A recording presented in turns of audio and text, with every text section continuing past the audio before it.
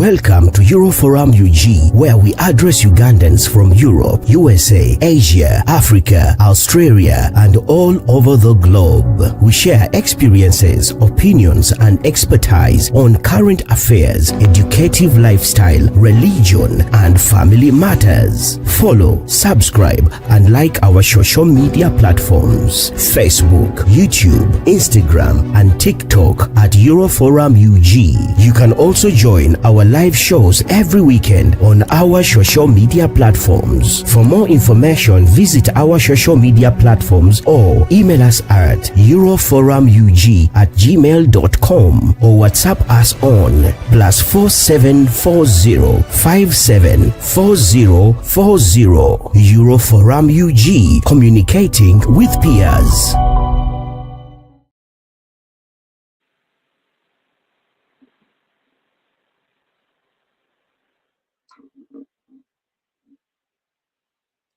We greet you all. Moses Mugisha is your host today. I want to greet you all from wherever you are.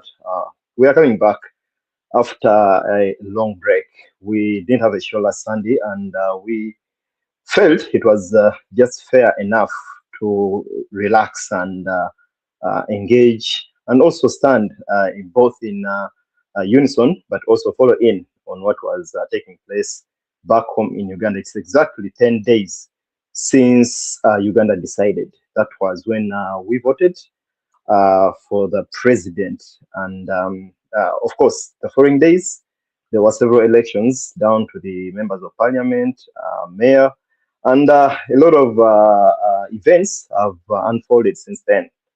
We want, away from that particular day or those particular days of elections, we want to send messages of condolences to all those who lost their loved ones during the fracas that happened during the elections in different parts of Uganda.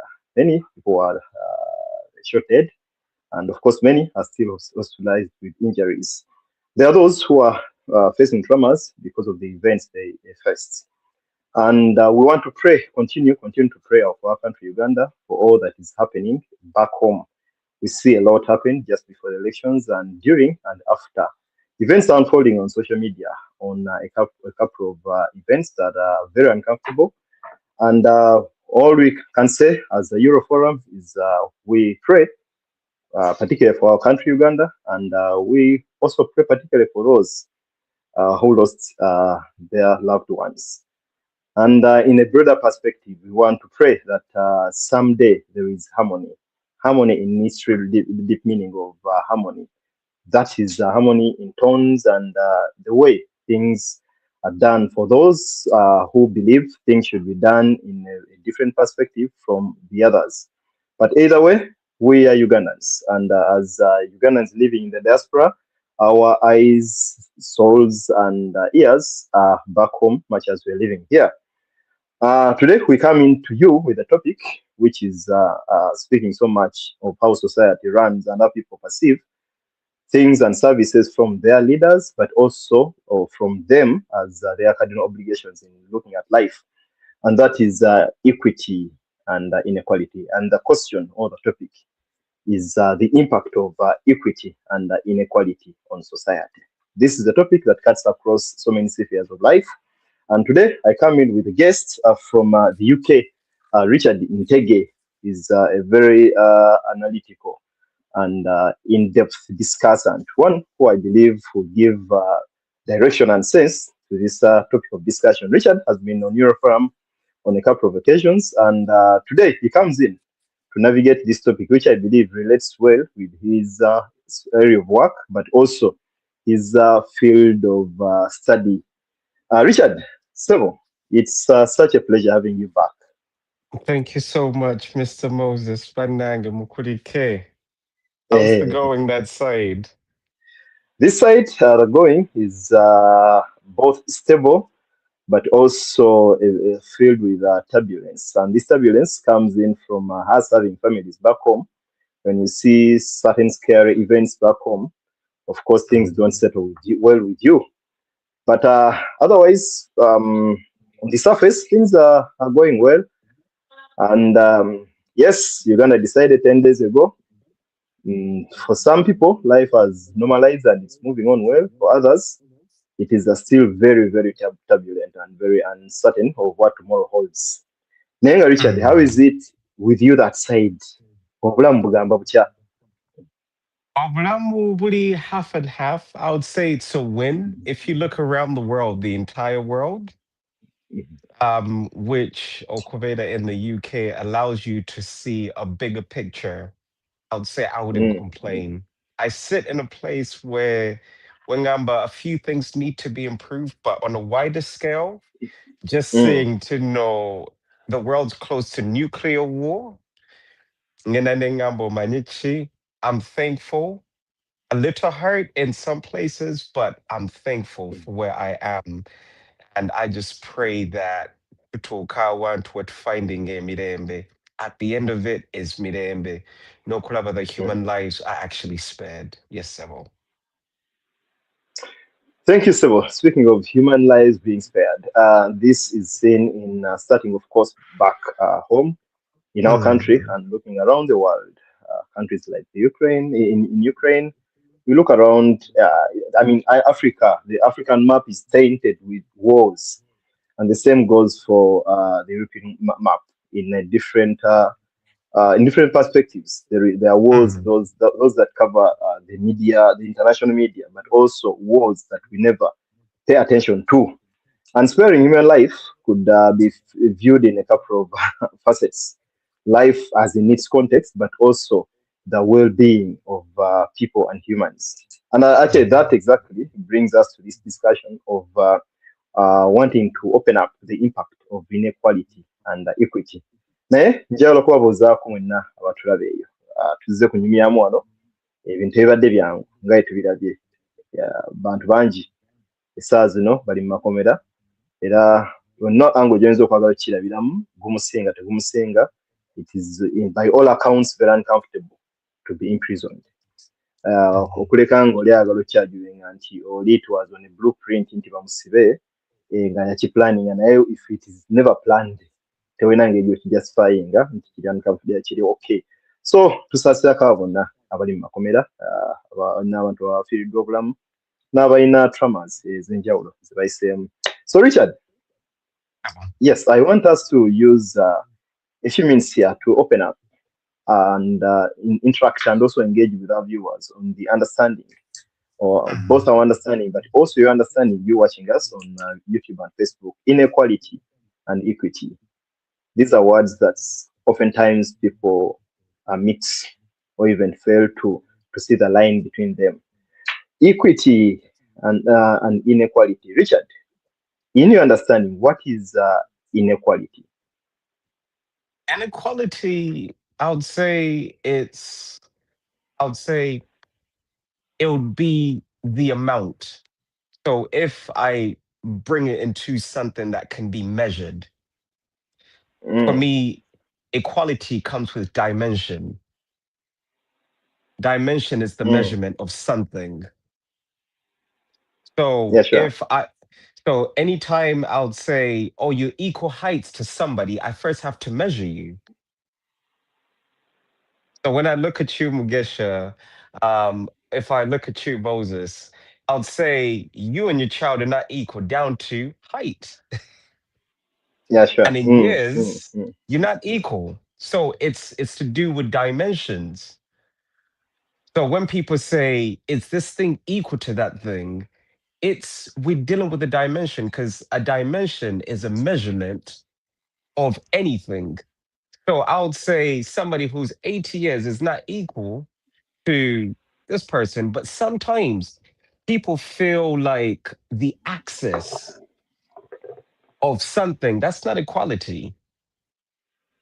Because people say, Mm, oh, mm, we all need to. So in actual dimensions, um, I'm gonna have to walk into a little bit of science. In actual senses, it's hard to really get equality. Very hard. Because you have to measure on many dimensions. So you can find somebody who looks exactly like you, who is the mm, same height as you, who is born in the same family. You could even be twins with somebody, but you still won't be equal.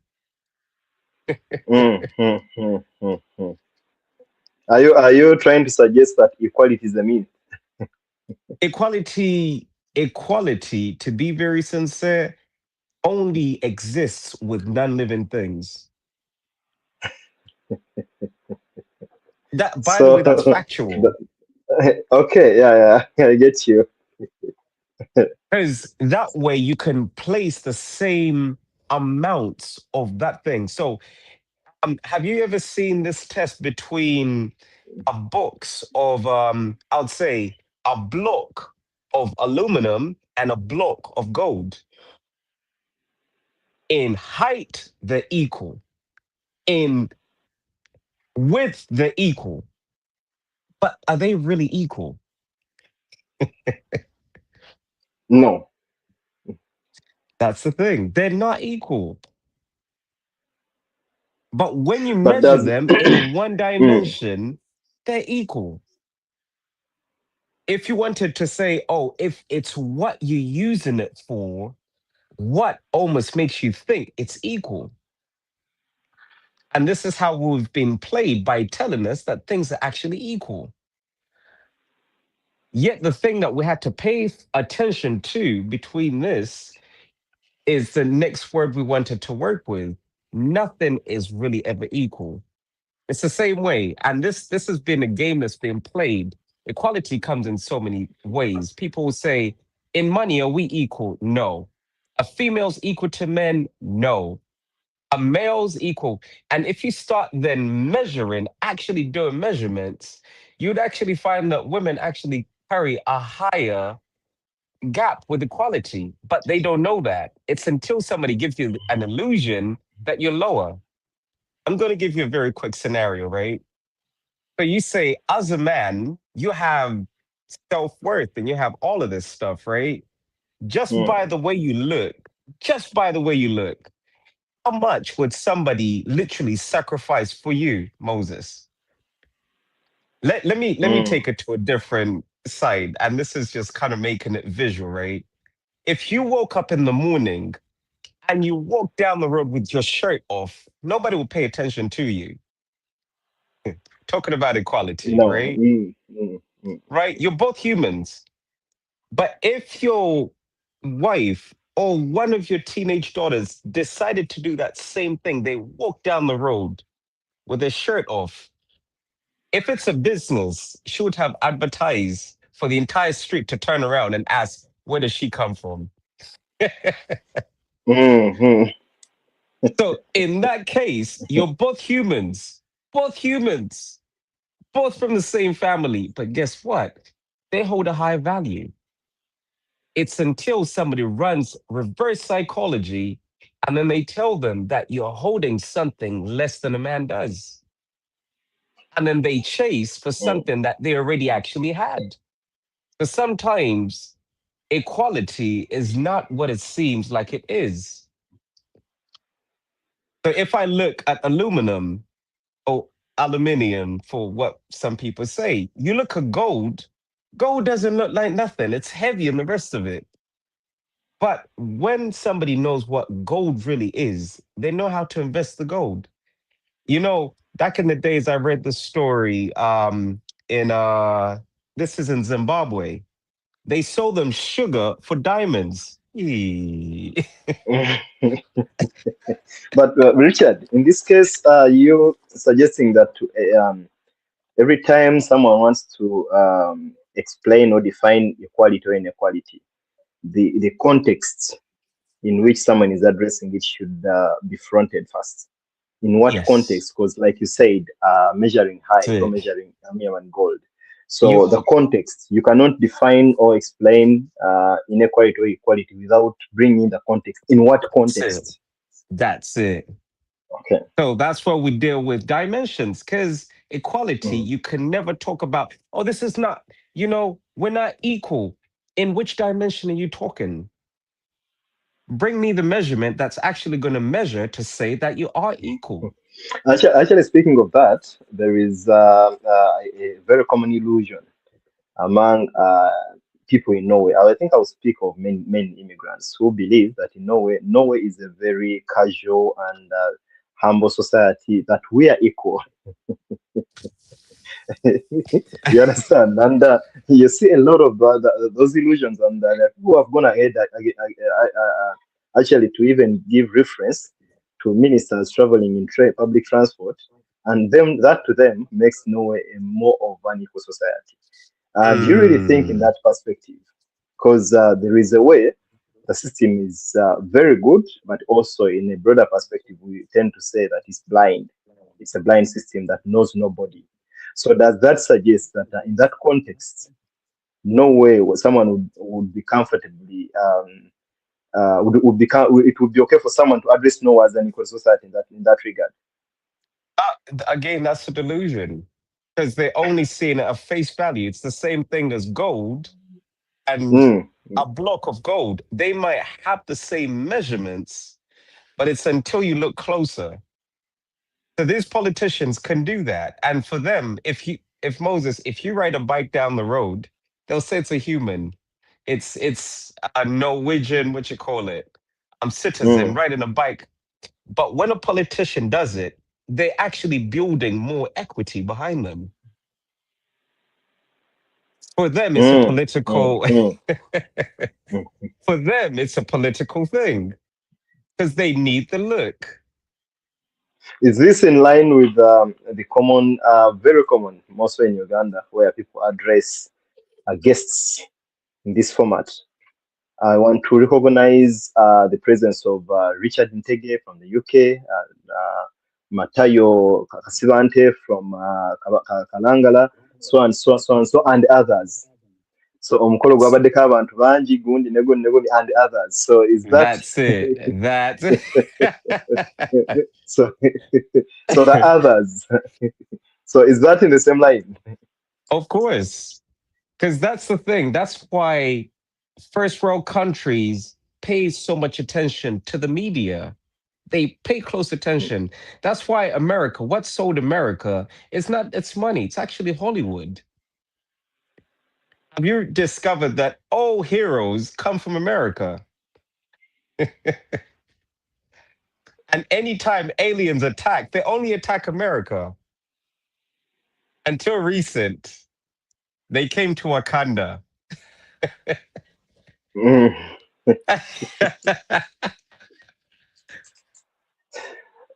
Richard, let me So bring our viewers up to speed. Yes, to you watching us, this is a conversation around equity and inequality, and we want to understand the impact of inequality and equity on a society. A society starts from where you're watching us from, that country, that village, that region, East African region, the America, wherever you are, the impact of equity and inequality on that society. Richard has just broken down what he understands equity as. And please join us to share your comment in the comment section. Feel free to interact with us. Let us know what you understand of the term equity, and also go ahead to give us your opinion and probably experiences on the term inequality. Richard, I what do you understand of the word equity? You previously used it, but open it up. see now. I Mm, really love that. And these are two things. We should never focus on equality. We should focus on equity. okay. Equity is more to do with assets and ownership, calculated with how many liabilities you have. So equity is more to do with ownership. The delusion, Mu statistics, rather, my accountants, assets, liabilities. Okay. Yeah. okay. So basically, a waka, right? You might be you might be the same thing with, let's say, your wife, but in study and what you own, you have different equities. And experiences gives you different equity, and that gives you actual value. So equity is to do with the substance that you hold as a person. Equality measures your dimensions. Equity measures the substance with a person. Give me two, three live examples. Break it down to a Finance. layman's understanding. Mm. So finance. Some people, you might be from the same family, mwazaliwa wamu, naye omuntu omu aina a different finance. So their equity and their reach financially is more powerful. And sometimes we would say, so if you say have finance, then you have to calculate your liabilities. Chechitwala sente zo. So tosobola kugamba nti no ndina sente nti you might have money, but you have liabilities that are going to take that money away from you. So don't Mm, just say you have mm, mm, money, you calculate the money and what takes it away, and that gives you your equity. And then we'll say shareholding. You might be born in the same family, you're all the same brothers, you might even be twins. But according to the knowledge and the responsibilities you've built within your family, your father or your mother or the person who's gonna, like Bogeno Sikira, like inherit wise, they're gonna say, well, this person holds more equity, so they are more liable to take over the family. They'll take it far. But then your brother or your twin would say, but we're the same person, we're the same height, we look the same. And they say, but this person has more substance. So I'll say share building. Again, building is equity. The other thing I can actually talk about is social equity. How many people, and most people use it as power or influence, how many people are ready to listen to you? Minus the people who are trying to pull you down. So I just want to run in that thing. okay. Okay. As you mentioned, social equity. What are the other forms of equity? Um, I'll literally say investability, the power to invest. Mm, So I'll literally bring it in the side of having the power to trade. And once we build on those, so for now, just for the sake of this, I'll run with finance, shareholding, as in shareholders, building social, and the power to trade. Those are major things when it comes down to equity. Let me bring it this way. Every single thing that we're working for, let you be here, let you be in Uganda, you work to have enough money, to have the right housing, building, and then to have the power to have a share in something. So if it's a family and somebody dies and they say, oh, where's my share? So you want to have a share in something and the power to trade. Where you can mm, trade is how far you can actually travel.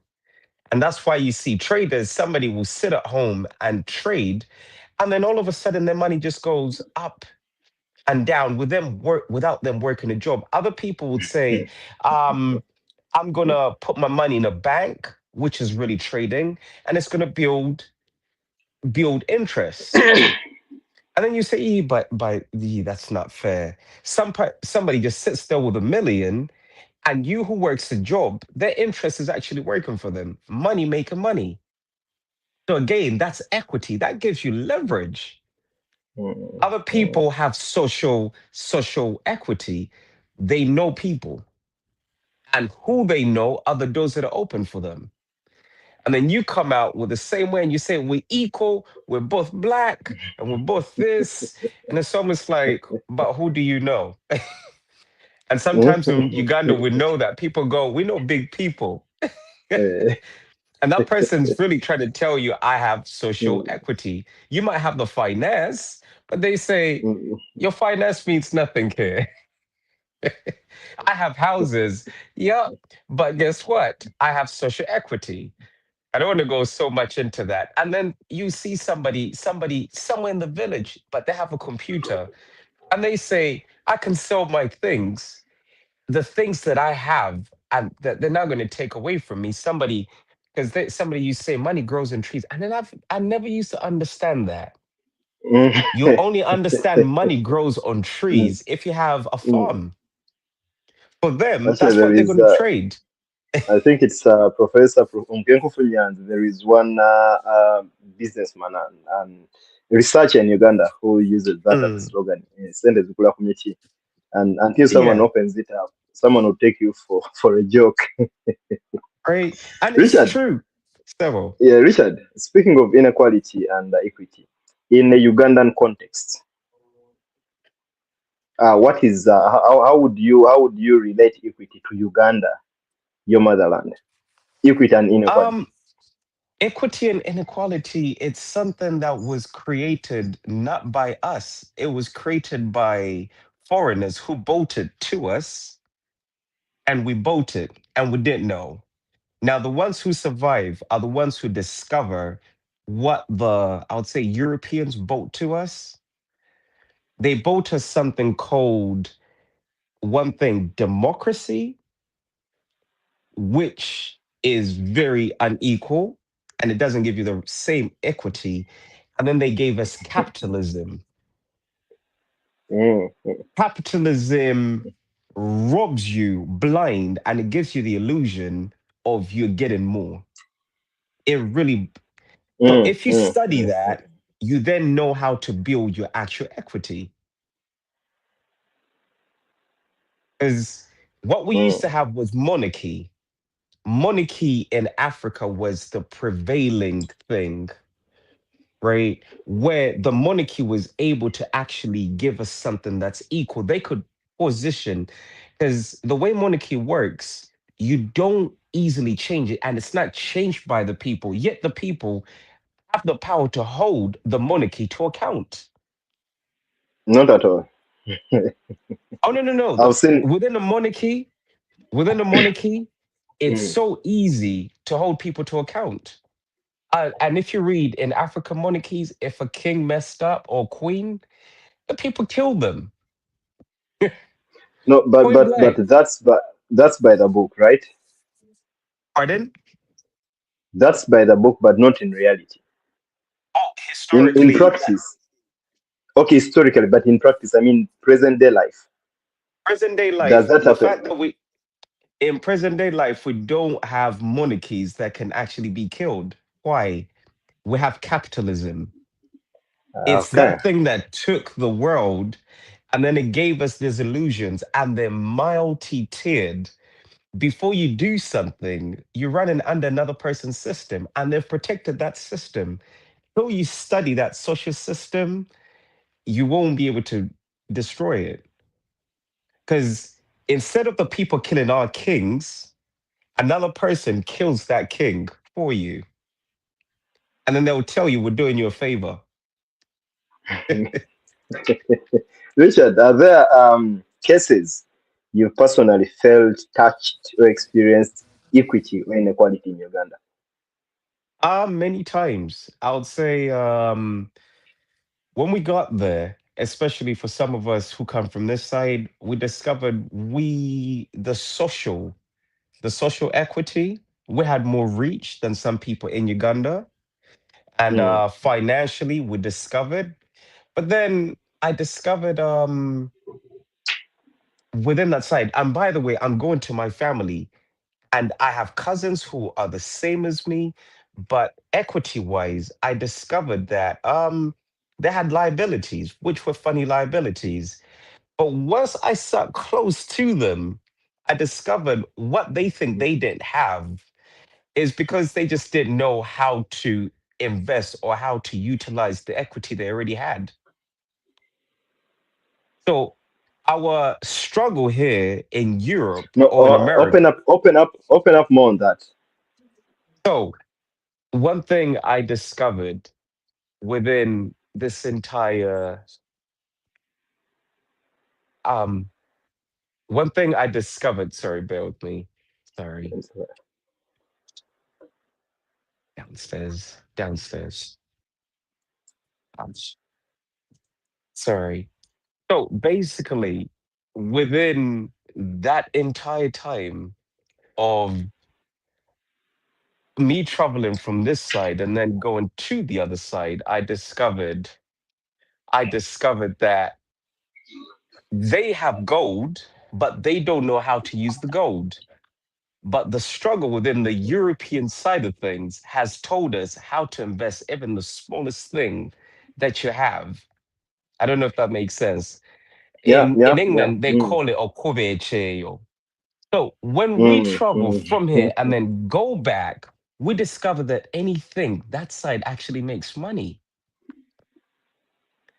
In mm, Europe, I've mm, discovered Europe has a system where it will give you the money. You discover that Europe will give you the money, but has systems to keep that money. Uganda, once you get the money, you can keep the money and you have the power of ownership. But in Europe, most of the people who are colored don't have ownership.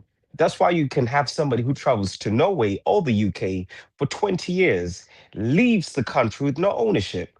And then you have somebody in Uganda who's raised their money slow by slow. And within 20 years, they have more ownership and they have more wealth than somebody that's in the UK. mm. Okay, okay, So, okay. so Mm. Uganda's actually Uganda has So more that's what you ownership. mean by the gold. That's it. You have to know how to mine it and to keep it.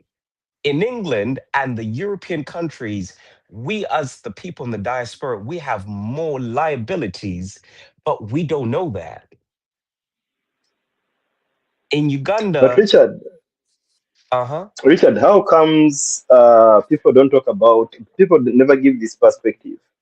Is it that we've never reflected to this depth, or we know Of it but we don't course. have the courage to open it up? Here's the thing. Everybody's been given a delusion because we haven't studied UK systems. It's until you get into certain quarters, that's where you discover. In in the UK, we have something called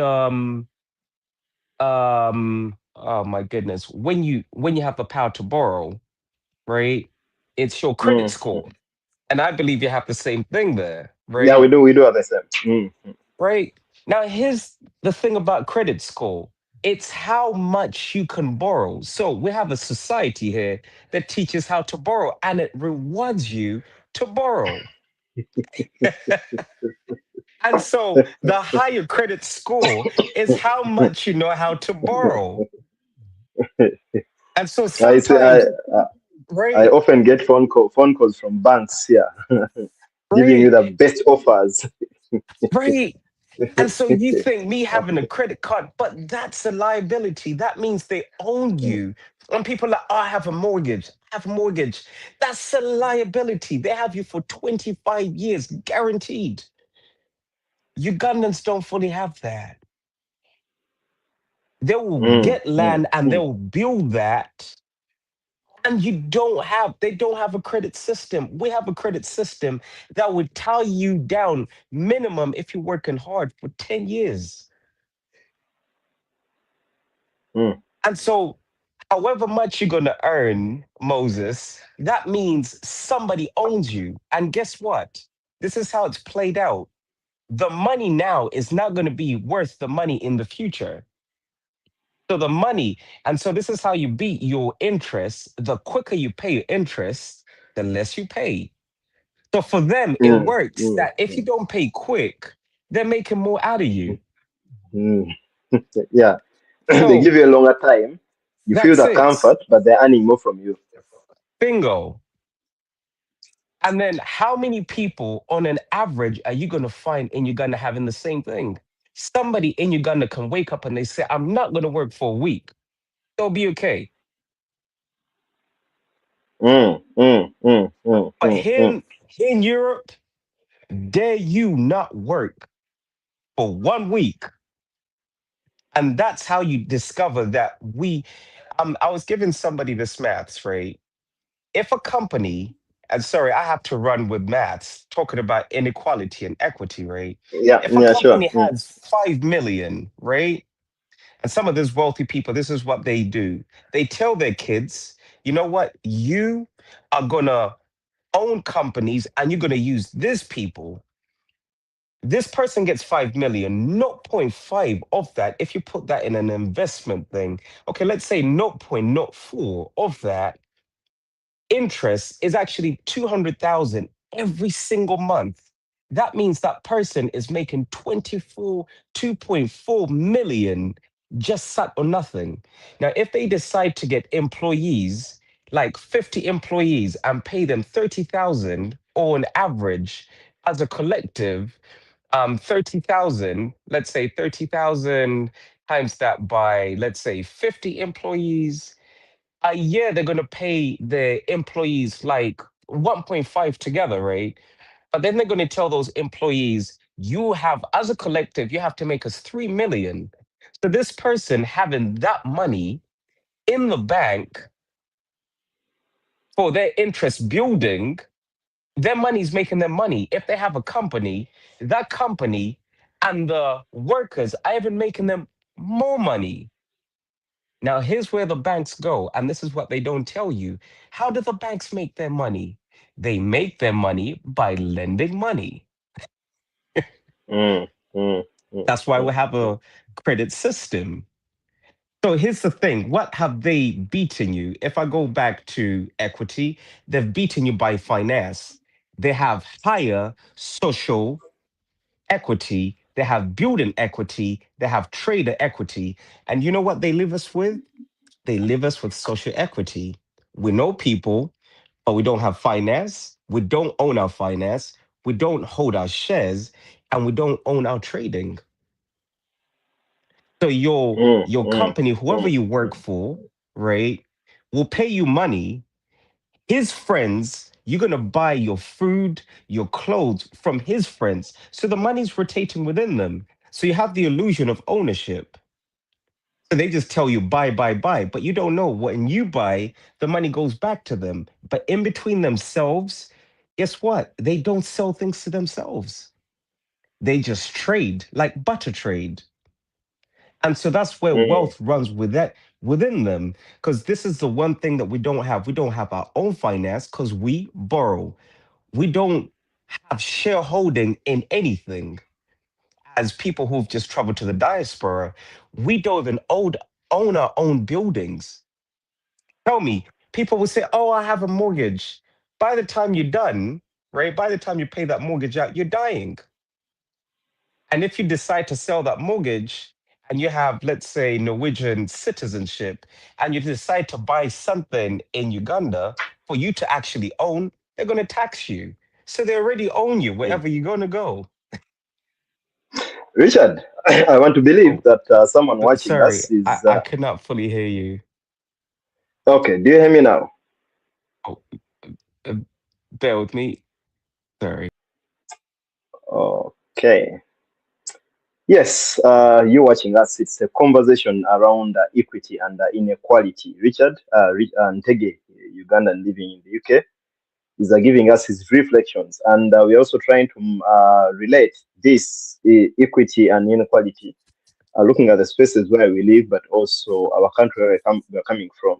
This is a topic, Mm, or rather, a discussion, a reflection that surrounds us in the different aspects of life. We are trying to find a line between equity and inequality, but also inequality. looking at the realities in it. I was saying that someone watching us could be getting a little confused. The way you sound, um, it could prompt a question of yes, clarity, but someone would even say, so what? Okay, if you argue that those living in Europe are living on credit and they don't have financial freedom, but those who have lived in Uganda, and also maybe those who have never lived there but are eyes in Uganda, are seeing how the system doesn't give room to thriving financially. And someone would love to know now, where should be the line? In Europe, you're arguing that there isn't financial freedom, but also the systems in Uganda, like many argue, that you might invest 500 millions in Uganda and within 6 months it's normal. And why? It could be something about the system. And on this other side, you're arguing that the system in the UK, particularly on Norway, doesn't give you financial freedom. Kati omuntu n'abuuza where should someone omuntu agoyingewa what should someone do? So what would you advise someone where to land? Where should be the soft landing be? Oh, let's first kill the thing of equality, Mm, because that's an illusion that, by the way, was created. I don't want to say so much because we're in the media. Sometimes we have to Mm. play. It was a system, and this was a banking system created by people called the Rothschilds. They were very smart. They didn't own farms, but guess what? They decided to lend. See that thing called your paper? So this is how it used to work. You need money, we can keep your money for you. So guess what? You bring your money, we store your money for you, right? And we're going to give you a receipt. And Mm. that receipt was paper. And then we'll That have say kept that your money. Mm. I've kept your money. So every time you come back with that receipt, right? And that receipt is the proof. Now people say, you know what, I cannot go collect all my gold. So we're going to start trading this paper. And that's what became your cash. And Mm. in England, this is where we get the pound. Every time you carry that little coin, you say that that's how much I have. I have a pound of gold. You could actually exchange your pound in for actual gold. Are we together? Is okay. Yes. Okay. You're opening up on the genesis of this whole system. Yes. But the system you currently live in, that that illusion is not so close to understanding, right? The illusion, the way you Yes. address it. Okay. So Okay. so Okay. let, Okay. so let me bring it this way, right? Mm. So that paper told you that I have this much, Yeah. right? Bit by bit, systems were created. They were like, hold on. What if we can actually sell their gold, but still tell them that they have gold in the treasury? Now, that's the illusion of you own something, Ebintu bino bishadwa bijjawa. These things seem so deep. right? And someone would again ask, how comes we never knew of all these things for all these years? And I Because want also to believe that people. it's designed for you not to know it. Okay, so you knowing is counterproductive to the designers.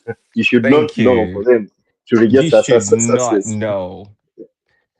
So, because Okay. they started telling us what to buy. Imagine this. They've told us what to buy, how to dress up, what has worth and what doesn't. So, a person in Uganda who actually has land, right, doesn't know that their land is way more worth than somebody living in the UK. They actually don't Someone, know that. as we speak, somebody is looking for a buyer Thank to you. to Right. Yet, to. you are in a way better, you have higher ownership. If we're talking about equity, you have way more ownership than the person here in the UK. Now, the system here gives you the illusion that we're giving you, but it takes away way more from you than what it gives you. Because they'll pay you and then they'll tax you and then they'll tax you again and you say thank you. But you Richard, have not. how should Uh-huh. someone get out of this cat race? I would call it a cat race. The way you're putting it, how should someone get out of this cat race? So discover what actually holds value. Discover what actually holds value. People use this term, oh, I know my self worth. Okay, let's calculate your self worth. How much are you worth an hour? Hmm. Minus the liabilities. Okay, let's break it down. Not an hour. How much are you worth every single second? So here in the UK, we use 1p, right? The minimum wage is £12, which is a cheat. But let me calculate it this way. If you're worth 1p every single second, every minute you be 0.60 pence, every hour you be worth £36. You'll be wealthy. But that means the people that you work for are paying you under your worth or what you think you're worth. So what value do you actually hold? So we've been lied to us. We've been lied to what our actual value is, and it's been lowered. And they telling us we're doing you a favor by lowering your value. So for people who say, I know my self-worth, no. And this system needs workers, it needs borrowers. Now, for a person who has equity or who actually has land, that's value. Having a car is not value, that's a liability. As I No. say, equity is ownership or assets minus liabilities. So if you have a car, that's a liability. If you have a house, and that house is actually not in a trust, that's a liability. Because even if you pass it on to your kids still have to pay tax. So tell me things that you actually have in the house that are not liabilities, and you discover that your liabilities are higher than your assets. And speaking of your children paying part of the mortgage even after you, Um, Bear with me. Give me 2 seconds, no, so. no, that's fine. Yes, to you watching us, this is a conversation around equity and inequality. And I understand that the term equity is not one that is commonly discussed in our societies. I personally, it isn't 5 years since I first understood the real meaning of the term equity. In Uganda, I know we have a bank called Equity Bank, but I'm sure not so many know the real meaning of the word. Of course, in banking, it's what Richard is opening up, but also in our societies, equity, in a very simple understanding, if I would use an illustration. It's more like I see Mr. Kalyango is watching with us here. There is also I see Namagembe. He's also watching. Three people. Moses is 170 centimeters high.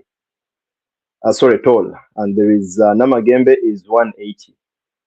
Kalyango is 190. So these three people, Kalyango is the tallest. Second is Namagembe and Moses. And you want these people to watch something over the wall.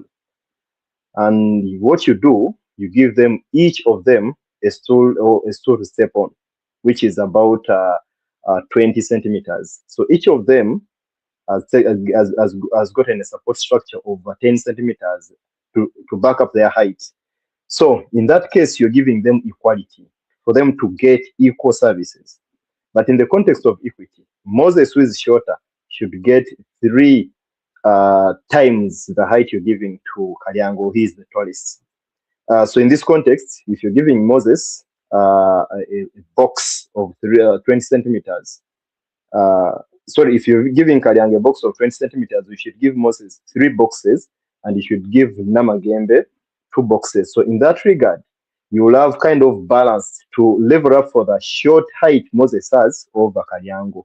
In a very simple term, that's equity. And I think in Uganda, in university, during university entry, we've seen where girls are given 1 extra point to level up. So that is equity.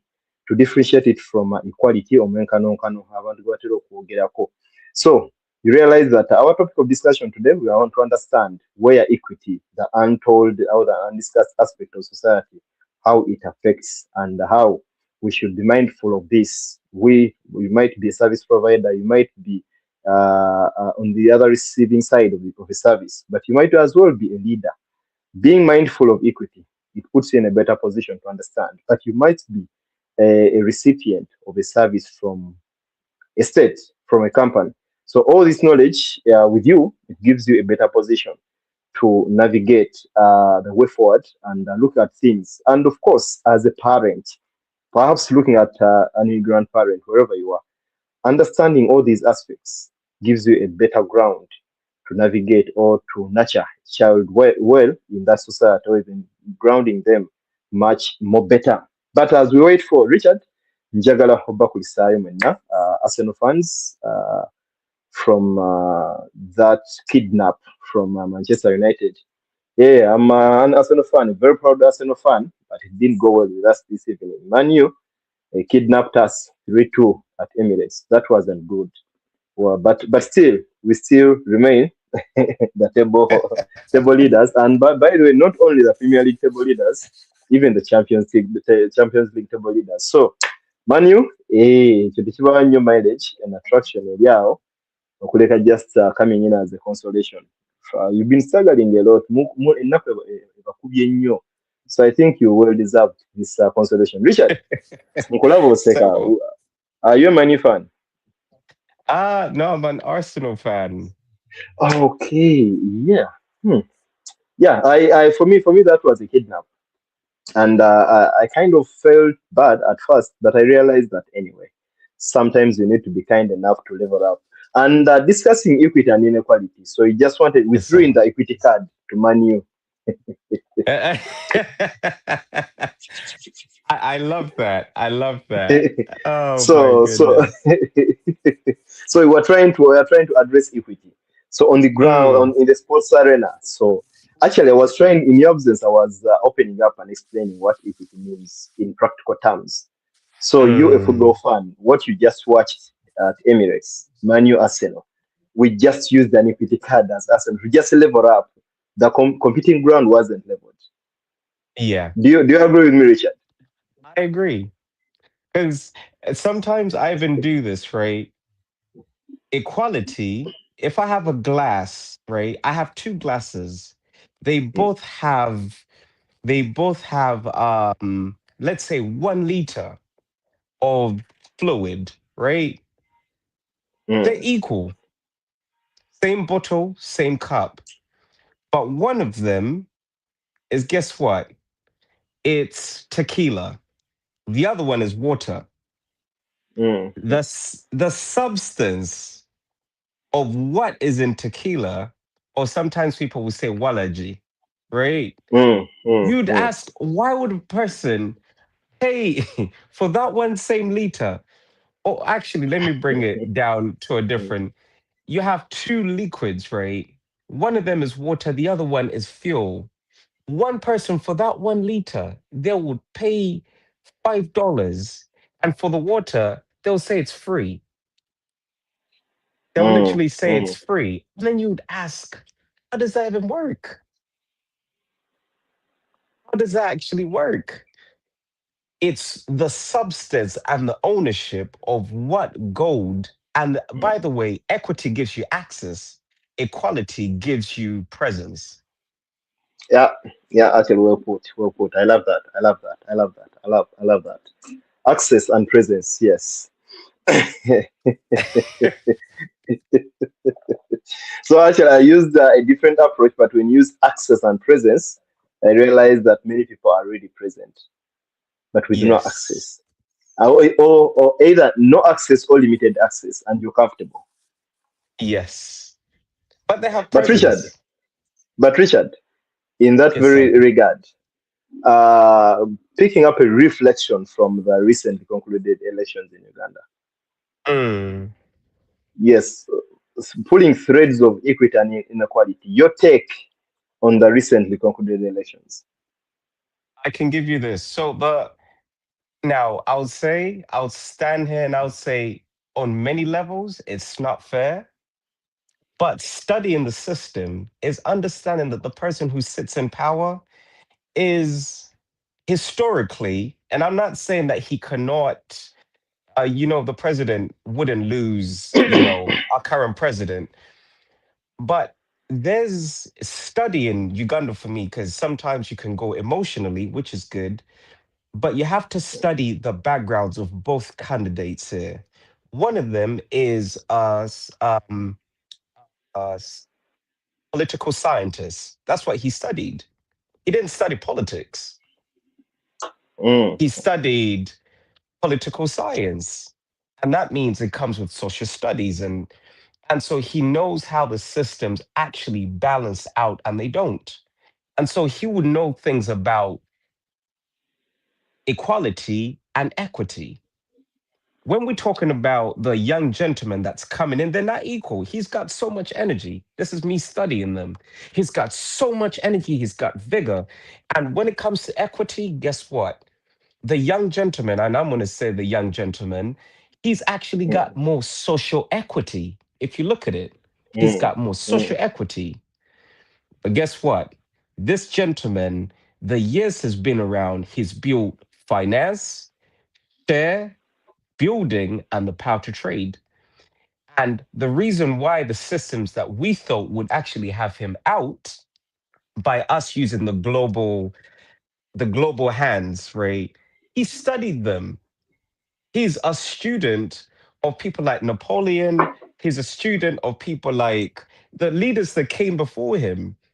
And so he knows how to give enough power for people to relax and enough fire for people to feel under pressure. mm, So when it came to this election, he gave people enough time to actually relax.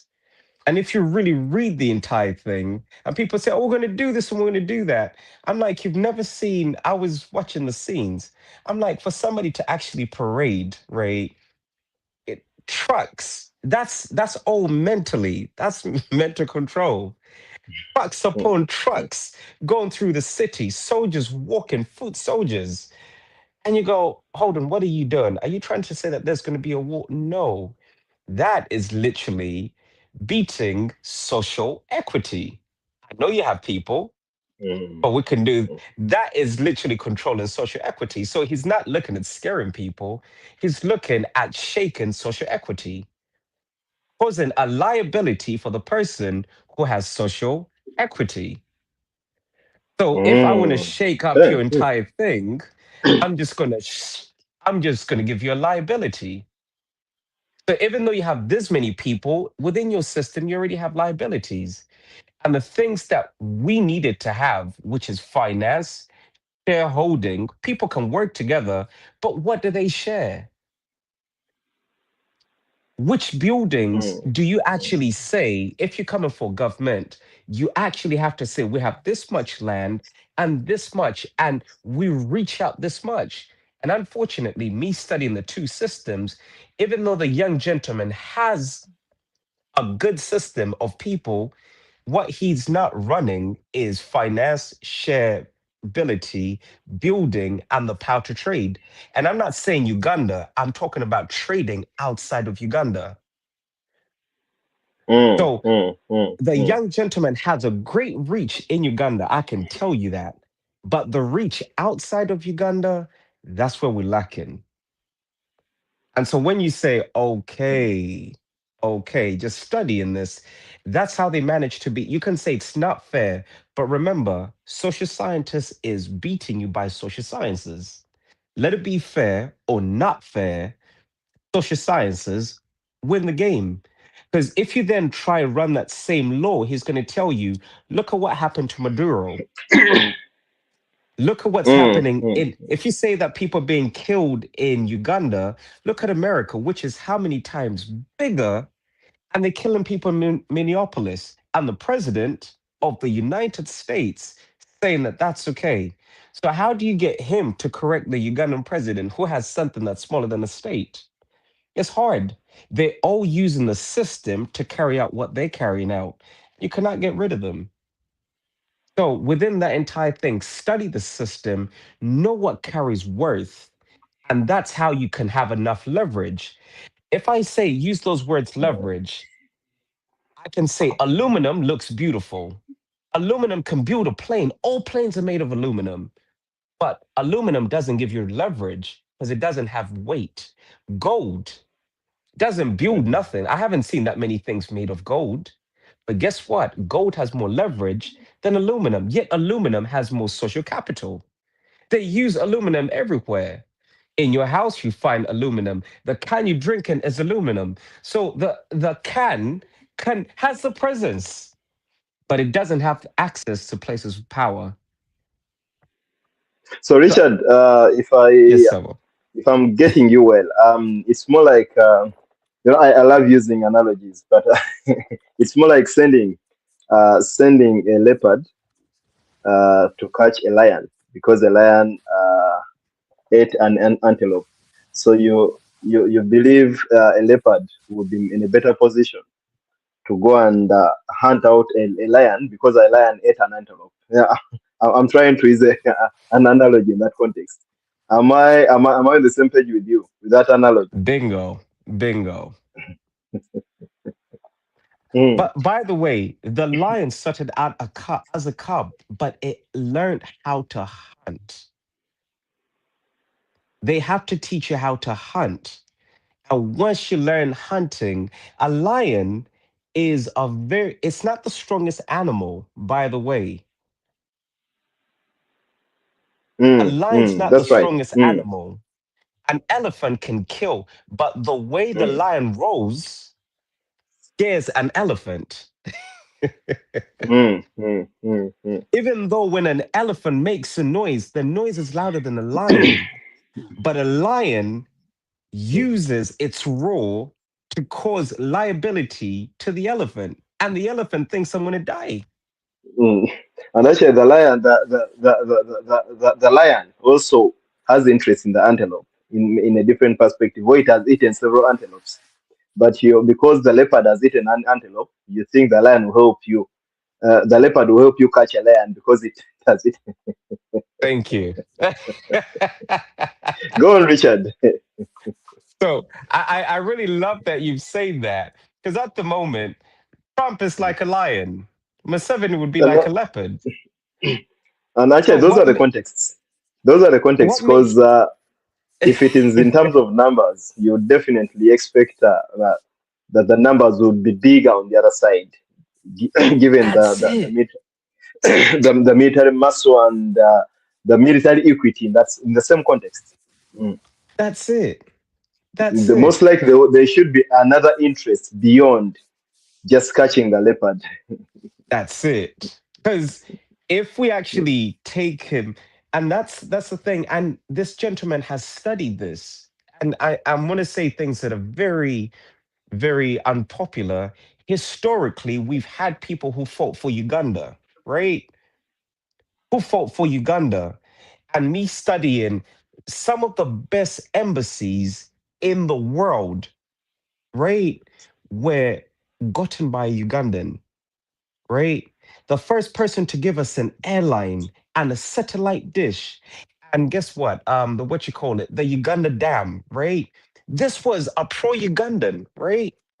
But guess what? Historically, the entire world calls him a dictator. Ooh,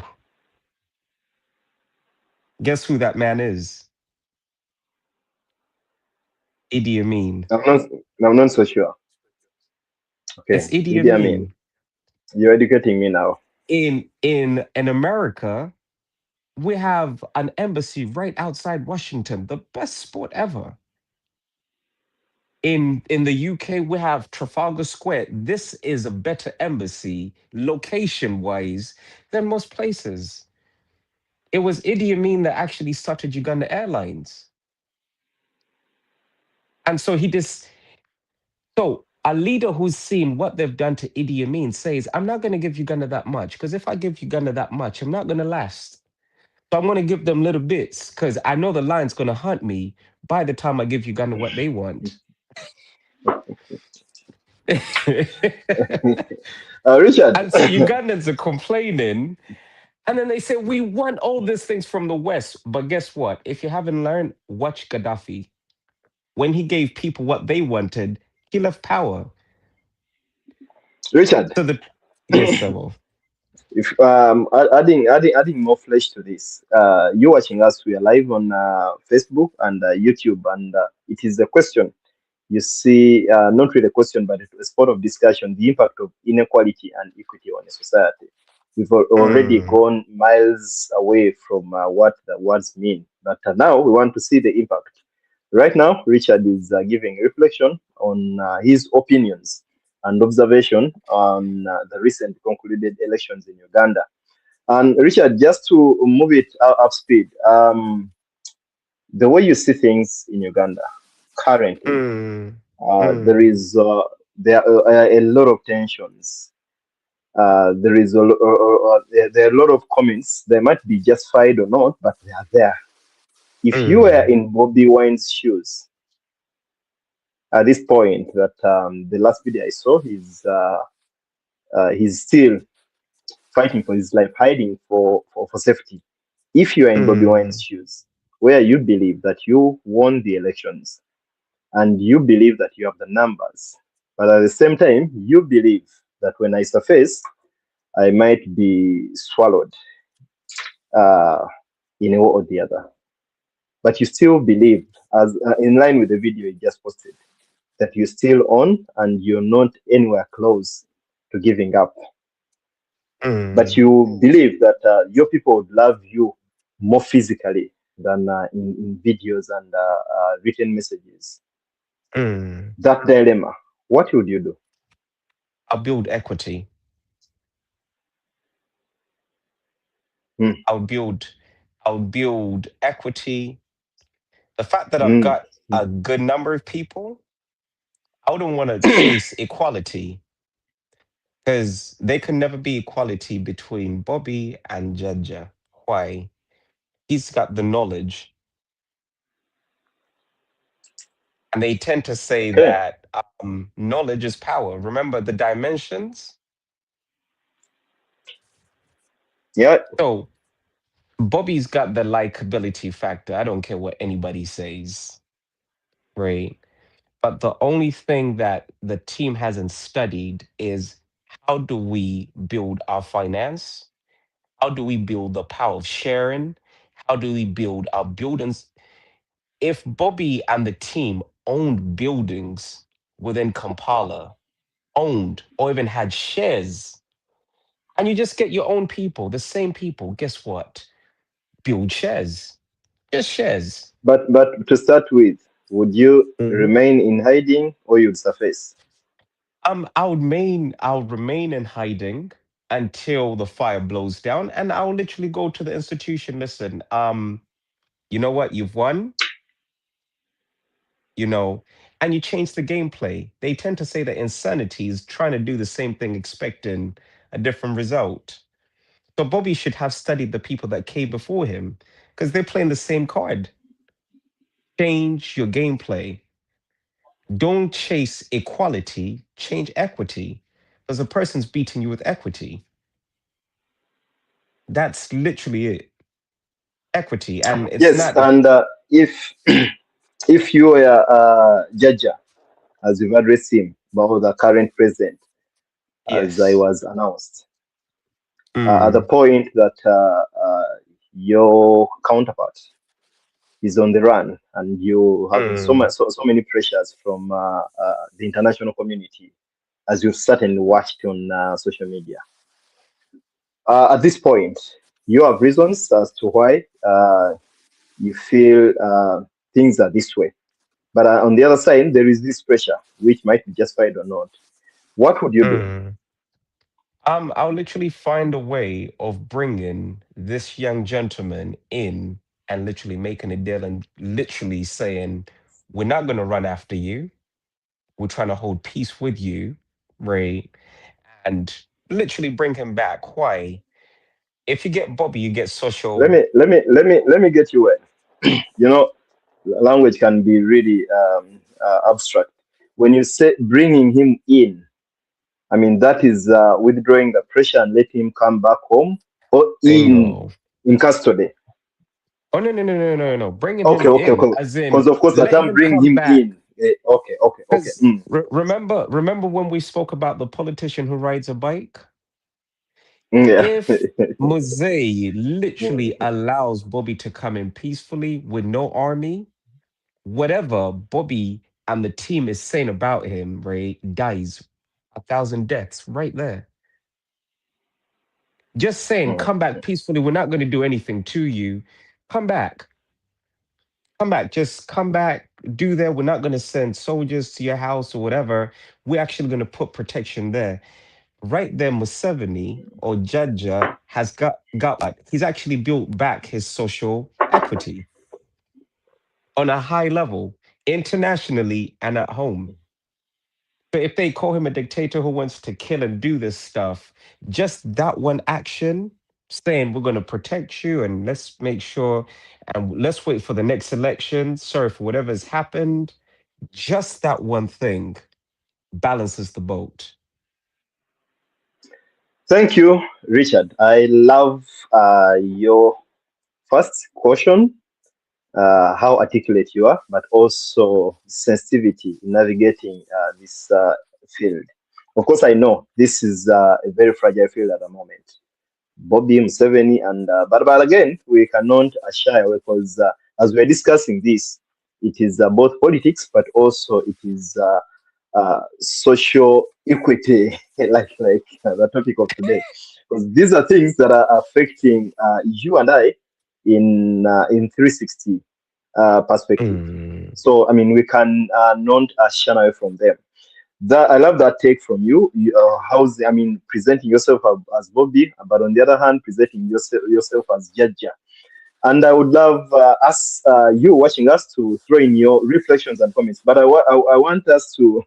There is this legendary comment here from Annette, and for some reason we are both Arsenal fans, and she says, "Musoke muve mu inequality, mu mwategedde nti twabawutudde nti mwemugisha walitaddewo pause ne musooka mukaabamu." Annette, ekirukiri nti twakaabye, but the thing is, we've before you came in, we both agreed that today's topic is one that has so many tentacles, and one of those tentacles, it also hits somewhere in sports. The game that has just taken place at Emirates was a true definition of equity. So Arsenal just played in the card, because Arsenal is leading the Premier League, Arsenal is leading the Champions League table, Arsenal has won so many games around. So it was only fair and natural to level up with Manu in a way. So look how far Manu has moved up the table because of just this single game. Didn't we agree on that, Richard? We do agree. We did. So we already covered. We don't need to cry. I see a comment here from Mr. Kaliango. He says it has. Okay, I think he was adding to what you said about Idi Amin. He was saying that it has a house, madrasa, and a mosque in the same compound, being controlled by Pakistan Imam. The gentleman was in his 20s when Idi Amin handed him that place till today. So he was adding flesh to the reflections we were giving about Idi Amin. Uh, Richard, I know the topic we're discussing is one that is really big, but I need you to help me understand how inequality uh, can affect social cohesion and trust among people. Oh, it creates blurred lines. So, when I say blurred lines, they're things. When we start talking about inequality, be careful who defines it for you. That's very important. I totally agree. Be Mm, careful if they tell you you're not mm. equal. I'm going to bring it back. Ladies, gentlemen are not equal to ladies, and vice versa. Yeah, sure. But because one thing, and I was telling this to one of my young people, they go, "It's not fair. Men are given all the sports to do this and do that," and I'm like, unfortunately, normally ladies are glorified by the way they look. Now, if we bring it down to this entire thing, the community has played, and it's a reverse psychology card.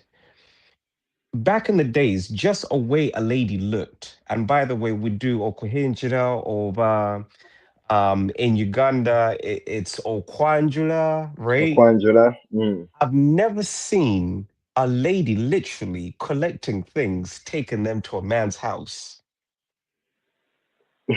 Never. That means now, if we're talking about the worth of a lady, guess what? You have to prove yourself to be a man for you to match her value. It's crazy. Not the other way around. I've never seen ladies doing so much to match a man's value. She says, I know who I am. And most of the times they're like, I know what's made me. And so somebody will then come and tell the wife, or should I say the lady, young lady and young gentleman, guess what? It's not fair. He is held in a higher position than you. It's almost like, actually, no, it's not the truth. Describe which level. And then they're just going to talk about these things. They say, oh, he's allowed to get this job and he's allowed to do this. Guess what? He's working to get you. For him thinking he's successful.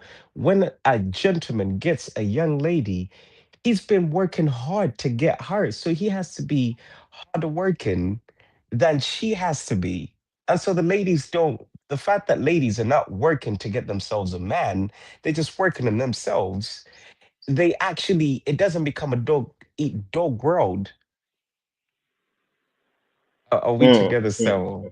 So you then discover as he's trying to get this young lady, he ends up building more equity because she's not going to take you if you don't have finance, if you don't have Exactly. Mm. housing, if you don't have shit, if you don't have a social status. She won't accept you. But guess And what? this As she's becomes oh, so sorry, Sebo. no, no, sorry. Please go ahead. Please go ahead. Please go ahead. Okay. Richard is coming back very, very soon. But as he comes back, we are soon winding up today's conversation. I want to invite you to drop your opinion about. Actually, I just asked a question that if you are looking at the current events back home, if you are Bobby Wine at this point, he is still in hiding, and the reasons are very clear. What would you do? And if you are Museveni at this point, where you have different perspectives of looking at this current atmosphere, what would you do? Richard has given his take. Drop your take in the comment section and let us learn from you or reflect with you. So, Richard. so sorry. So beating those blurred lines, they'll tell the young lady that guess what? It's not fair on you. The guy has more. No, the guy doesn't have more. The guy was trying to build up your value Mm, to mm, mm. equal you because he wouldn't get access to you if he doesn't have these things. Exactly, exactly, exactly. So he ends up building more equity when all you come with is presence, Presence, and in this case, presence and is beauty. equality. That's it. And yeah, and I think this discussion becomes more visible and felt when you go up in our countries back home in Africa, where Mm, we are very religious and have a lot of trust and belief in the holy books, the mm, Quran and the Bible, where both mm, books elevate a woman somewhere. The Quran writes about a woman as a flower, and then it also gives a lot of responsibility to a man on how they should take care of their families. I have read a book which was it's a book interpreting the Bible. It's not really matching with the Bible, but it gives understanding of some philosophical and theological terms in the Bible, where it reminds the man that even at home, he should be the last one to sleep to make sure that the door is locked. So, with those kind of lenses, you cannot separate equity from homes. But like you said, well, with all this in mind, bring up boys and girls looking at homes this way. You can never rule out violence in homes because one feels by default, I have control over you, I have authority over you. You can never rule out things like undermining people's integrity. Of course, women in this context, because a woman, a man knows that I pay 99% of the bills at home. So technically, I own you. The same argument we tend to use when referring to the Norwegian system, how much authority and power it has over children. So if you open it up, the state mm, owns 90% of your child. Why? From the time your wife gets pregnant, now speaking for men, from the time your wife gets pregnant, the state starts paying for your happiness. Okay, you made that woman pregnant, so the state starts paying for your happiness because you don't pay any bill from antenatal to the time the woman puts to bed. The state is paying for that. And in some hospitals, the food during those 3 days you're in hospital, unless you want something really so, soft, of course, picking up threads from back home, otherwise, you can leave the hospital without spending a penny. Now, when this child studies, okay, in the kindergarten, we pay, but those are 5 years, 4 years, or 3 years, depending on when the child starts in school or in the Mm. kindergarten. But from age 6, okay, to age 18, okay, the state is paying. And from age 6 or from 0 to 16, even the most expensive health bill, that's the dentist services, the state is paying. So the state is paying for your child's education. The state is paying for your child's welfare. That is the monthly contribution that you get from the state. Mm. And the state is paying for your child's medical bill. So if you bring this context back home, where a man pays 99% of the bills at home, that average man. But of course, today things have changed. But we know of women who were raised to be looked after. So that context of an African man who pays, okay, 90% of the house bills and owns right from the name of the child, the religion of the child, he decides when the child goes home. So he owns that because he pays. So the same goes for the Nigerian system.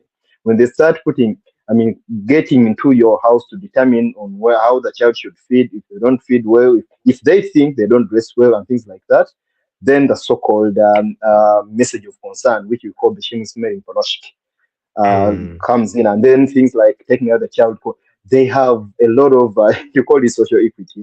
They have a lot of control because they are paying for this service. When you give somebody responsibility, you're taking giving them power. So in Mm. that regard, I wanted to merge the two. How we look at systems here when we say that the state owns a bigger part of the child. I just wanted to open it up because it might go off a bit sensitive and can easily be misconstrued. So I wanted to bring in that thread to relate to the topic of today, how uh, responsibility, social equity can result into ownership and maybe Yes. misuse of power for And men and back home. again, and again, Mm, funny enough, that word ownership, I'll change that slightly. Because again, even mm, that's a delusion. yeah, That because yeah, ownership, it's actually they'll I'll call it an investment.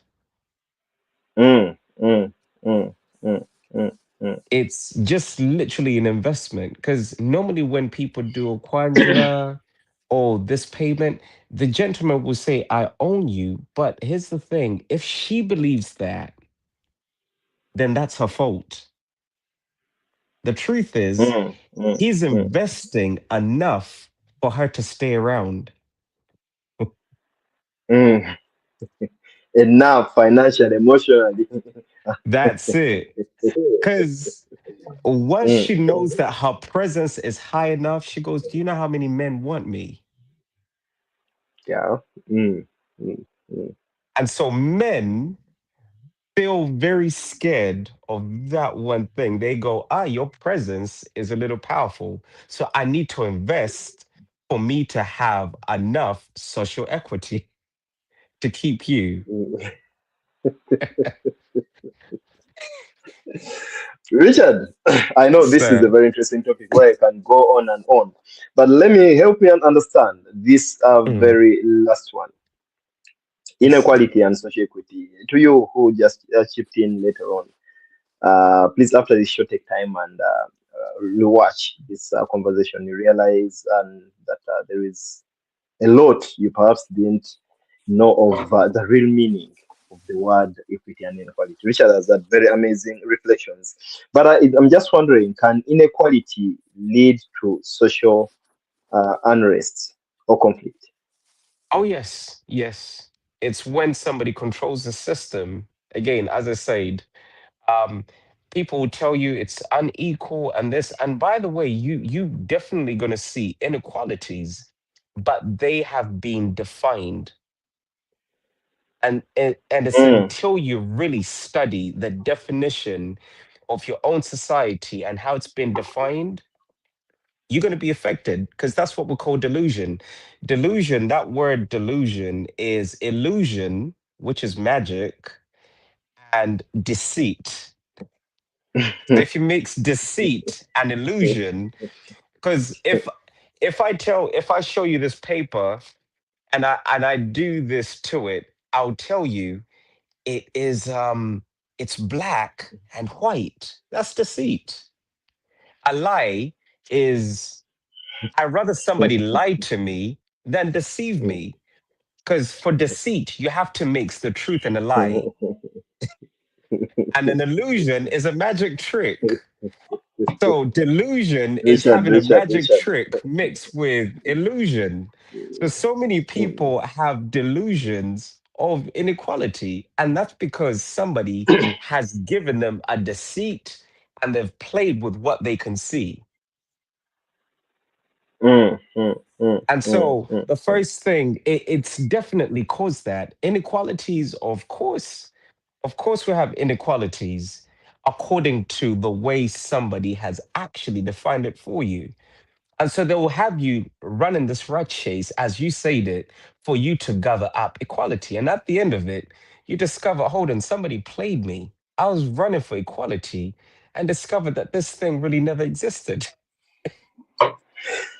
The older I become, the older I Mm. discover, hold on, equality. Who told me this entire thing? We were not And all Richard, born in the same. Yes, it's sir. more like, yeah, I usually tell students when they complain, no kids. It's very common that kids complain about finance, and I want to believe it's the same you've experienced. Hey, it's unfair. It's unfair. It's unfair. In here, Norwegian, it's more. They are already funny. They are already funny. We should remind kids because at first I never understood why a good number of Norwegians are very blunt, black and white, when Mm. kids say it's unfair. We remind them and very clearly explain to them that life can never be fair. I mean, these are 7, 6, 8 year old and plus, of course, 15. That life can never be fair. So, and I've also come to believe that it's very important to remind children as well as that to know that life can never be fair. So when you're mindful of that, way back from childhood, I think you navigate life more at peace with yourself. Yes, Richard, as we sir. wind up, if you had an opportunity to engage or to be a man of influence in Uganda, what would you have changed in the political atmosphere? What would you have wished or what would you have influenced to change in the political atmosphere of Uganda? That's a hard question because it comes with so many levels. I would say uh, I would first educate people. I would really Mm, educate people. Because for me, education is something that really matters. One, I would educate some people who are trying to get into the political sphere of because everybody has a tactic that they're gonna play with.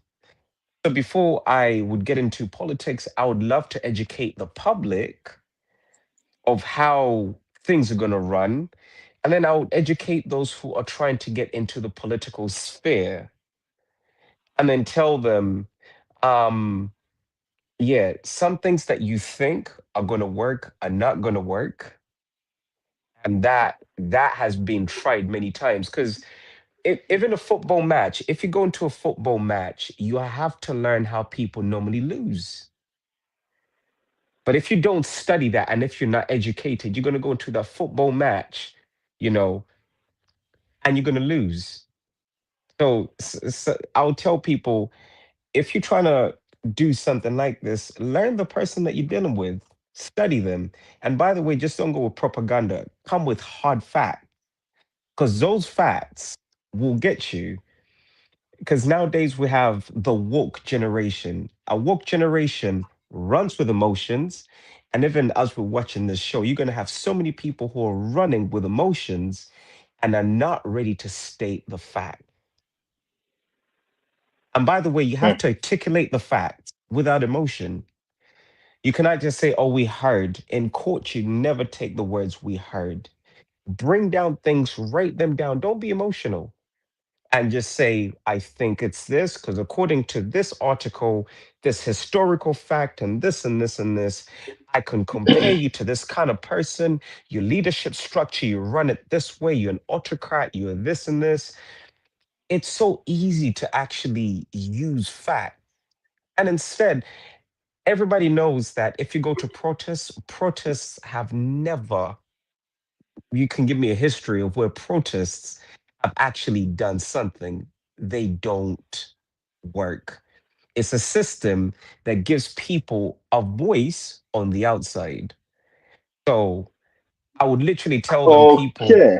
Mm. yes, Okay, please it go ahead. gives them, Please. Mm. it gives them an illusion that they have a voice, but the actual voice that you need to have is equity, not equality. So people are screaming for equality when they should really be building equity. You don't ask for equity, you build it. Equality, you just show up. Hmm. Richard, without going into details, maybe I think I'd chosen not to go into details of this, but maybe for purposes of this show and for leveling up, I would love you to. You said you've never seen anywhere, you had anywhere in history where protests have made an impact. Is Mm. in that regard, are you suggesting that you don't know of any trace of where protests have made an impact, regardless of how small it is?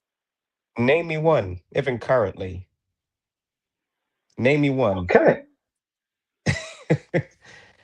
Because normally we normally work with averages. On average, Mm. how many protests actually ever resulted in something changing? We have some in Iran at the moment. We have them in America. We have them in England. I might not be really informed politically, but what happened in Egypt? Was that something? Did the media paint something else, and uh, and the real thing was way different from that? That's it. The thing that actually changed power Okay, because so they because in my layman's protested. understanding of politics, what Yeah, I saw in uh, Egypt, what we've seen in the West Africa. So when you say that, I get curious to know. Are you suggesting that we are hoodwinked into believing something else? bingo. Guide me on Because that. here's the thing. Okay. When they protested, guess what? The people who had equity took power. Ah, okay. Okay, I've heard this thing. Okay. So that's why I'm like, those things, equality has hoodwinked us. It's covered something over our eyes. As those who focus on equity run us and control us. Oh, okay. Yeah, sure. Sure, so that's why I said in my layman's understanding, when you say protests have never made a remarkable impact anywhere, I needed to be guided. But okay, I see where you're coming from, and thank you for those reflections. I mean, I believe there are many who, in this regard, who definitely want to prompt further conversations. Please drop your message Mm, here, and I believe Richard is one who speaks with no fear of contradiction, but also speaks from an informed point of view. I strongly believe. So don't hesitate to drop any further question or remark on that. As we are winding up, I want to appreciate you all who have been engaging with us here on social media. Omukuru Matovu Abu, resident of Norway. Intelligence said the intelligent, those who benefit both themselves and others. The bandits are those who benefit themselves by harming others. The unfortunate are those who create harm while trying to help others and themselves. The stupid are those who hurt themselves and others. Ako kabadde kakuyiga the beauty of Euroforum. Ntwaleeta perspectives z'otawooza akono gambo. mm. Kirabika nalya school fees naye he further adds Uganda instead of politicians let the monkeys govern the countries Eee. and at least they will still own the bananas. I think this is a sweet, sensitive joke. Ne? Abakumanyi they can really relate and drive the point home. Richard, as we wind up, okay, hey, actually, yeah, exactly what I was putting across. Matovo had already pinned Egypt here when you said protests have never done anything of impact. He also pinned Sudan here, Burkina Faso. Hey, yes, Richard needs to do homework. Yeah, okay, yes, message that was no South Africa early 90s. Checho, but I think after prompting that, your reflection probably added something to that. Yeah, chibadde kyamu kya muntu butakitegeera kuba nange ogiza onyambye okay protest nga tuzirabye wano okay Mus- naye ndowooza I really love that because people say it, but nobody actually studies the protests, the people who actually people protested, and then somebody said, "What do we get from these protests? How can we use them for us to get more?" Now, Richard, if I get a little more specific, because okay, I could understand you from your point of research that Mm, what the media portrays is not exactly what is boiling on the ground. That what the beneficiaries, what I've understood from what you said is that the beneficiaries are not the people protest. Okay, bingo. okay, but if I still keep it at a layman's perspective, that when the people of Burkina Faso protested, okay, Mm, what met the common eye was that people protested that's it. and the regime was changed. So the Oh, goal was the regime to change. I mean, common eye. The other layer ah, of the people eh, is maybe for the for the legends. But open up to me in a few minutes on that. Until the agenda is for the leadership to change. When it changes, haven't they met the goal? when it changed, remember the people who control the system control it from outside. So they'll Ah, give you an illusion that it's changed, but there's something that they're gaining. So let's say Burkina Faso had borrowed money and it's going to take time for them to pay that money back. You want a change in structure. And that means the people that they're paying back, the interest actually grows. So it's the person who controls the equity. ah, musajja mmwe. Burkina Faso had borrowed money. So by the time they change the leaders, the current leader is going to take time to pay that money back, which makes the people who owe Burkina Faso money more money. You did get your leader, but guess what? You're still going to pay Mm. more. Okay, I get your point. I get your point. Tujja komawo, we open up more on that. Kwongera kitegeera, and maybe we might even ask a very specific question that was up for Uganda.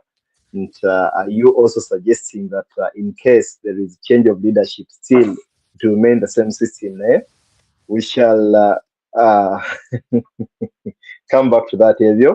Given the fragility of the political atmosphere, we Mm, choose not to go that lane to present. But I love that reflection. Ekinange kindekedde homework ey'okulowoozaako actually even away from Uganda kuba kati ng'abo Matovu alistinze wano list ye different countries process wezibaddewo naye ndowooza that takes us to opening up to see things beyond nga batera okwogamba mu Luganda nti omukulu bw'alaba atudde omuto talabawo ng'ayimiridde. Maybe that could be the proverb echoing in your submission that maybe it is sending us back to do more research. Richard, thank you so much for your time. I you're need you welcome. to give your parting shots on this topic, the impact of equity and inequality on a society. So as you wind up, give us your parting shots. I feel like and this is just down to social studies. I'm so happy that we're looking at equality. Really, equality should exist in its rightful terms, in its rightful holistic terms. Um, and everybody should build equity. Don't chase equality, chase equity. Equity is what's really going to transform and make a change wherever you are in the world. Build, own something, cut down on your liabilities. Ladies, build yourselves, cut down on liabilities, own yourself, invest in yourself. Before you actually invest in all of these things, first invest in your own self, then that will spread in all the things around you. Build love, build peace around people around you, because it's pointless for you to build equity when, guess what, you have a liability of people that can take that away from you, people who can annoy you. So be at peace, love people around you as much as you can, and be motivated. Final comments are: do not be hoodwinked by equality. Do not be hoodwinked by equality. Build equity, and that will give people the illusion that you have more, higher standing in society. I've never seen, sometimes you'll find Omusajanga Mumpi, but guess what? They have equity. I've recently seen this little joke that a very lovely lady asks a very ugly man, "How old are you?" And he says, "I 3 million years, 3 million in the back." And she says, "That's a very good age." So build yourself.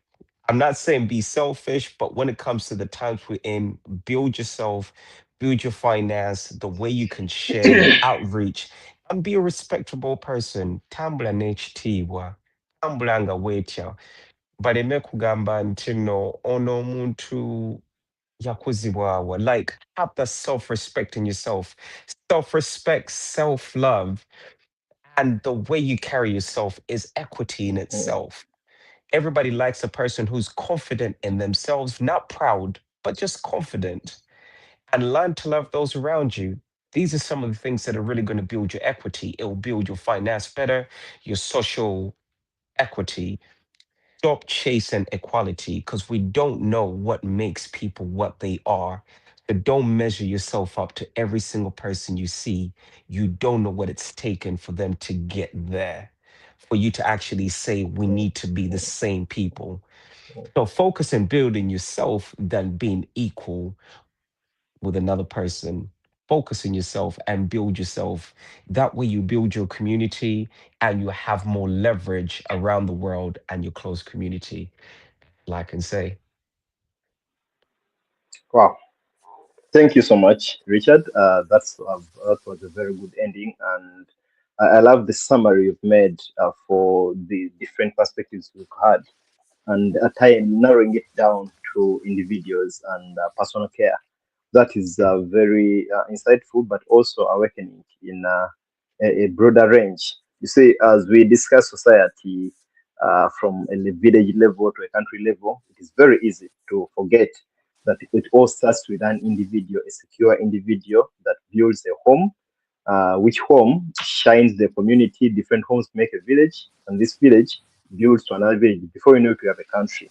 And as Euroforum, our focus, among other things, goes down to mindset change and the way we look at things. Richard, we appreciate you so much for your time.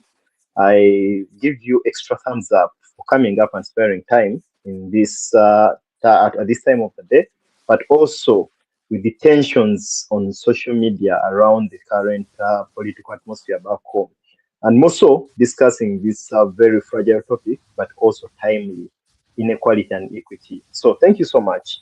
And to our people back home, we want to send you greetings from us, but also reminding you that our prayers as with you as a country, because as we say you, the you part of the you is us here. So we are saying you because we are all Ugandans, but because you're on ground in a factory setting, you're on the shop floor, you're the ones directly there.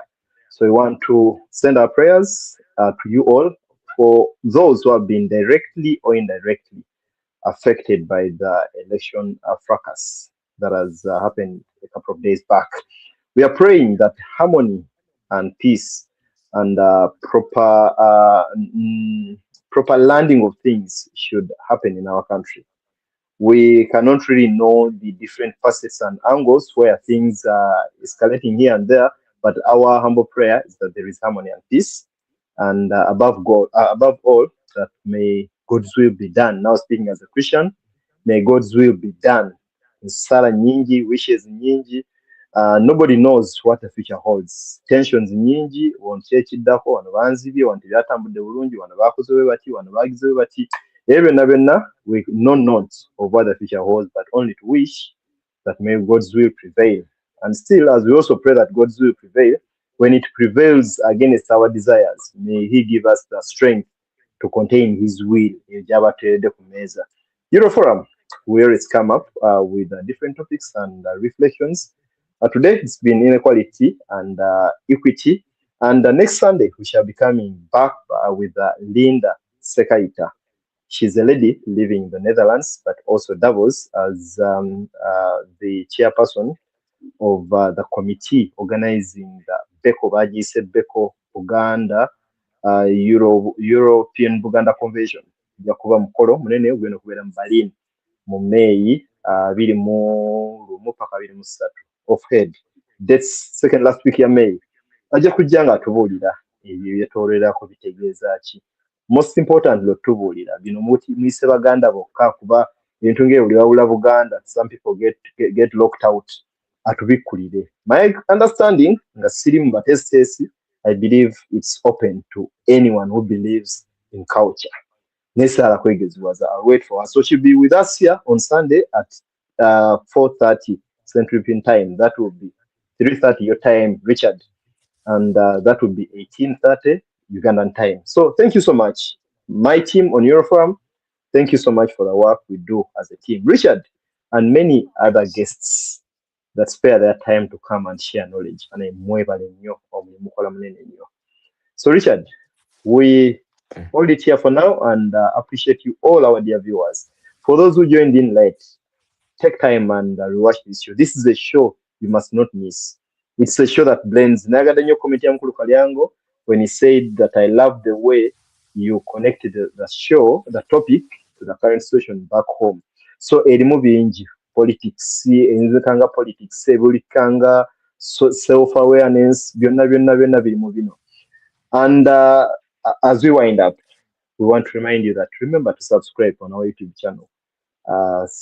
Follow us on Facebook and TikTok as well.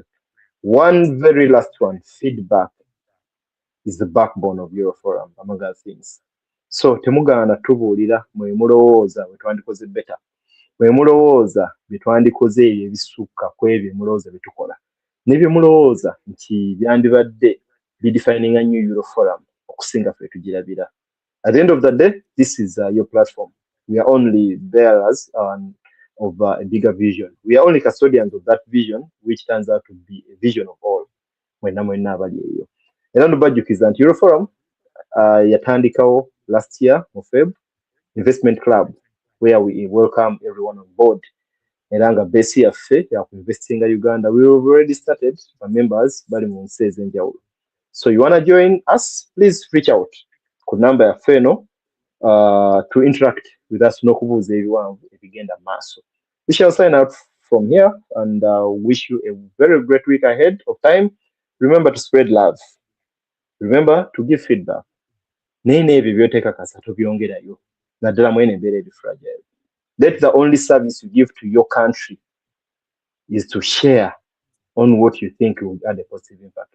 Byotali sure of tobyongerayo.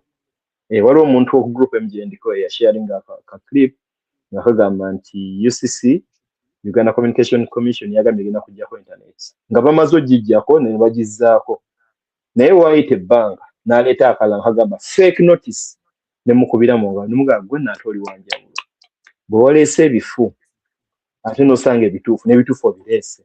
Naye abasinga washaringa ebifu ne wakizuula nti ebituufu bizzaatula bw'ati n'anyumirwa drama. Ebituufu biri awo confusing abantu. So let your contribution to your country, at least what wena nnyo kyakugattako kibenga forwardings. Abamu baforwardinga tebasomye nako. Waliwo n'aba legends abaforwardinga good morning. So good morning n'agiforwardinga. So bannange You must not share. Don't be on pressure to forward or to share. So, njala tukumwana. So, Richard, wewe walakadde ko muganda wange. Bye-bye for now. Welcome to Euroforum UG, where we address Ugandans from Europe, USA, Asia, Africa, Australia, and all over the globe. We share experiences, opinions, and expertise on current affairs, educative lifestyle, religion, and family matters. Follow, subscribe, and like our social media platforms: Facebook, YouTube, Instagram, and TikTok at Euroforum UG. You can also join our live shows every weekend on our social media platforms. For more information, visit our social media platforms or email us at euroforumug@gmail.com or WhatsApp us on +4740 574040. Euroforum UG, communicating with peers.